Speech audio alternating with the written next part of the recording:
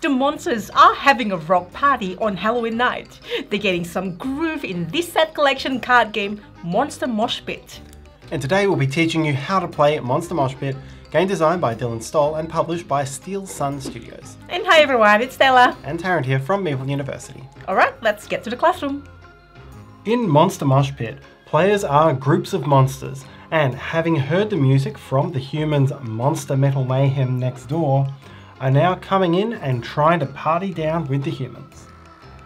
Players will gather cards from the deck and crowd, trying to collect and play sets of monsters for points, and other cards to resolve their special effects, all the while trying to avoid the monster hunters in their midst who seek to eject them from the show. Over 8 or 10 rounds of play, depending on your player count, the player who accumulates the most mosh points will be the winner. To set up, shuffle the deck of cards and lay out the 5 numbers in ascending order. Then deal 1 card face up into each of those 5 slots. These 5 cards are known as the crowd. Leave space for a discard pile at the end of the crowd. Take these first player / round marker tokens, choose a first player who takes one of the tokens, and place the other above the number 1 token so that you can use it to track how many rounds you've played. Give each player a player aid card. Keep a supply of mosh point tokens nearby, and you're now ready to play. Monster Mosh Pit is played in turns, starting from the first player and going clockwise around the table. On your turn, you'll resolve these 5 steps in this order before play passes to the next player. These steps are: draw. You draw up to a total of 6 cards in hand from the deck, crowd, or discard pile. Play. You'll play a set of number cards, a single non-number card, or a combination of both from your hand. Discard. You'll discard any unwanted cards and until you have no more than 5 in hand. Advance, where you discard the number 5 card and replenish the crowd. And pass. Play goes to the next player, and if it's now the first player's turn, advance the round marker. You'll count the first 5 rounds across the top of the board and then along the bottom until the end of the game, which comes after 8 rounds in a 4-player game or 10 rounds otherwise. Players score 1 point for each monster card they still have in front of themselves, plus the points showing on any tokens, and the player with the highest score wins. So now let's have a look at the phases of each turn in detail. Phase 1 is draw.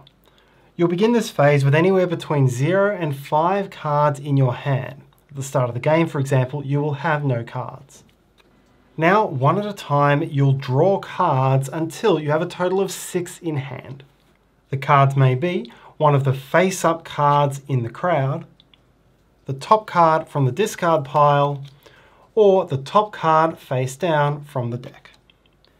Once you have 6 cards in hand, move to the next phase.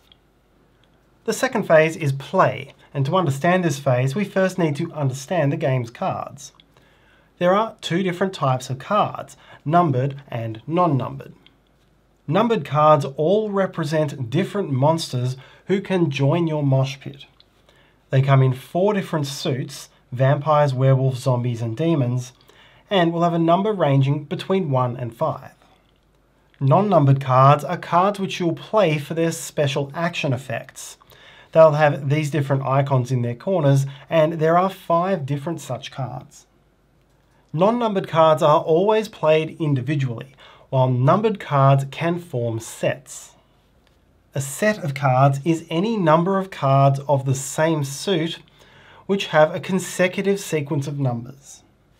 These 3 cards would form a set of zombies, but these 2 cards do not form a set of demons because the numbers are not consecutive.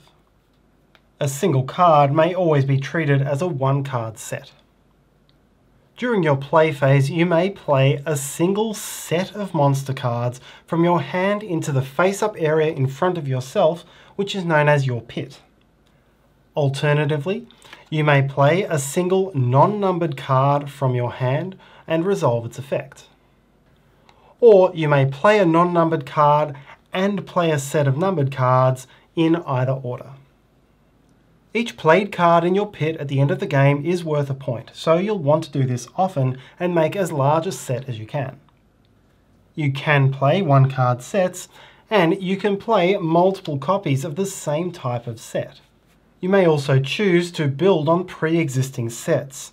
On this turn, for example, if I played these 3 cards as a set of demons, I could add them to this pre-existing set of demons, making a new set of 5. When you complete a 5-card set in your pit, place a Mosh Point token on top of it. This is a bonus point for the complete set. This is now worth a total of 6 points. However, the cards you play on a single turn must themselves form a set. I could not, for example, play all 3 of these cards to build this up to a 5-card set, because these 3 are not a set. I could only either play the 4 and the 5, or play the 1. If you do have separate sets in your pit, you cannot later make the decision to join them together. You must choose to join them at the exact time of playing the cards. The other cards are called non-numbered cards, and on your turn you can play one of them and resolve them. All of their different effects are outlined on your player aid card. I'll go through all 5 of them now. This card is called Back to the Pit. With this card, look through the discard pile and choose any single card within it which you wish to take. Place the rest of the discard pile down in the same order, and then add your taken card to your hand. Remove the Back to the Pit card from the game. These cards are called field effect cards, and they're available in each suit. When played, a field effect goes into the center of the table near the crowd. And there can only be one active at any given time. If someone else plays a field effect card, it's placed on top of any already there. Field effects are one of the major ways of gaining extra Mosh Point tokens during the game. Anytime any player plays number cards from hand which match the suit of the current field effect card, they will gain 1 Mosh Point token per card. This card is called Crowd Surfing and is available in each of the 4 suits. When played, first count up the number of matching suited numbered cards currently within the 5 slots of the crowd. In this case, it would be 2. Gain 1 Mosh Point for each such match. Then, one by one, point at players around the table. If the player you point at has any matching suited number cards in hand, then gain an extra Mosh Point and keep guessing. If you ever guess incorrectly, or you run out of different players to guess, then your action ends. The card is removed from the game. If you crowd surf with the same suit that's currently in the field effect, then the rewards are doubled. That is, you get 2 points for every match, both with the crowd and with another player. These cards are the Monster Hunters. These come in each of the 4 different suits, and this is your main way of attacking your opponents. When you play one of these, you'll play it onto a matching suited set in any other player's pit. That Monster Hunter hunts that set, and both the Monster Hunter and the set are removed from the game. But be aware that a set becomes immune to being hunted once it has all 5 cards in it. In this case, the Monster Hunter would only be able to attack this 1-card set. This drives some interesting tactical decisions. For example, should I add these cards to this set, hoping to later protect it by bringing a 1? Or do I play them as a separate set, knowing that if I then get attacked by a Demon Hunter, the damage will be less? The final non-numbered card is Wall of Death, which is something of a resetting card. Discard 2 cards from your hand, and you must have at least 2 cards in your hand to play the card. All other players around the table also discard 2 cards, or as many as they can if they have fewer than 2. Now gather up the crowd, the discard pile, the deck and the stack of field effect cards, removing the Wall of Death itself from the game. Remember here that any other played non-numbered cards, as well as Monster Hunter victims, weren't put in the discard pile, so they won't be part of this reshuffle. Shuffle all of these together, deal out a new crowd, and whoever played the Wall of Death draws 2 new cards either from the new crowd or the top of the deck. Your play phase ends once you've played 1 set of numbered cards or 1 non-numbered card, or both. You'll then proceed to the last 3 steps of your turn: discard, advance, and pass. To discard, discard any number of cards from your hand to the discard pile in whatever order you wish. You may have at most 5 cards in hand at the end of this step. Next, advance the crowd. If there is a card in slot 5, discard it, and then either way slide all remaining cards as far to the right as they'll go and refill from the top of the deck. Finally, pass. Play goes to the next player. If it's now the first player's turn, advance the round marker, otherwise simply proceed with the next player's turn. The game ends at the end of the 8th round in a 4-player game, or the 10th round otherwise. You're not allowed to discard cards at the end of your final turn.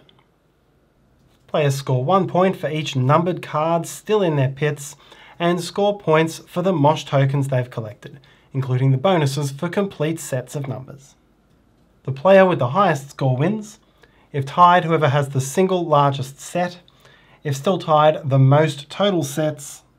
If still tied, the most points on markers. And if still tied, victory is shared. And that's how to play Monster Mosh Pit. We are using a prototype copy of the game, so the rules and components may not be final, and do check out the project page for the game. We'll put a link to that in the description below. And thanks so much for watching. Your like and comments are much appreciated. Subscribe to see what's coming and let us know what games you've been playing. See you next time.